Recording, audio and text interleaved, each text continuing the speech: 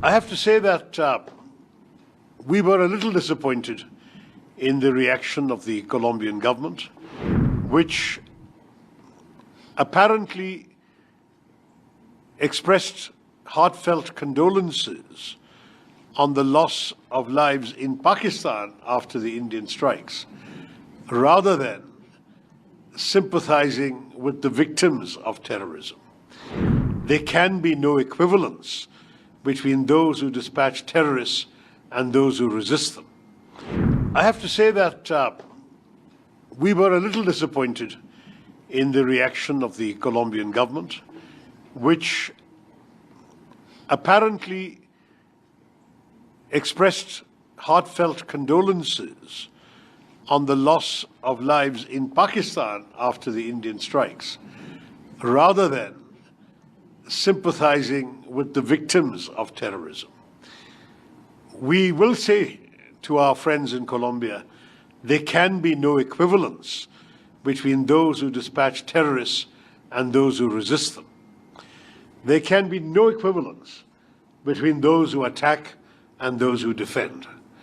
We are only exercising our right of self-defense, and if there is any misunderstanding here on this score, we are here to dispel any such misunderstanding.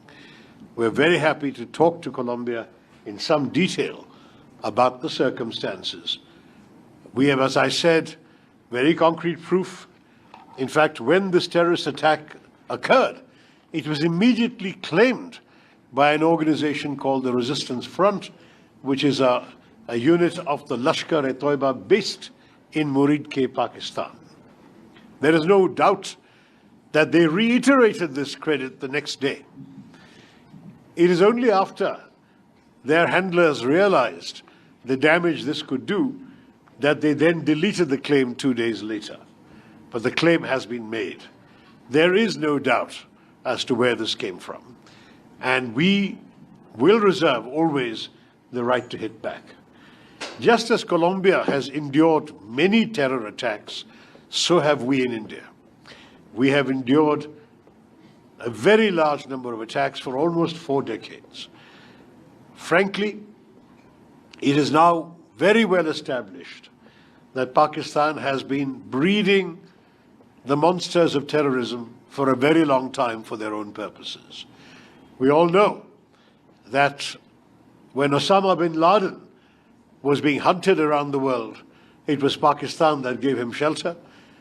The Americans found him in a safe house in an army, near an army base in a cantonment city.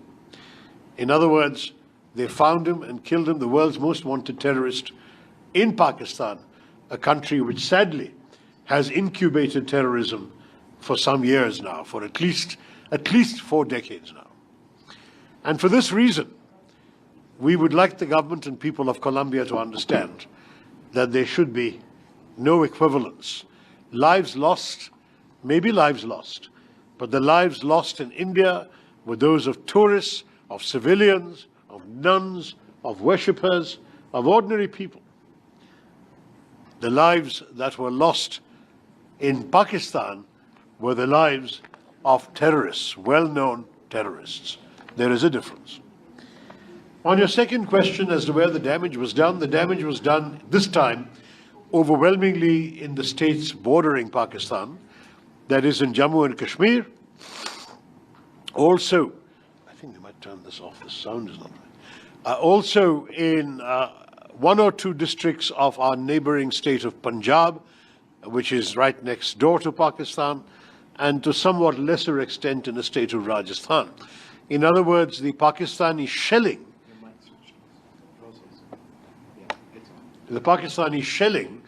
was particularly affecting our border states, and these states took the burden of having to thwart the missiles.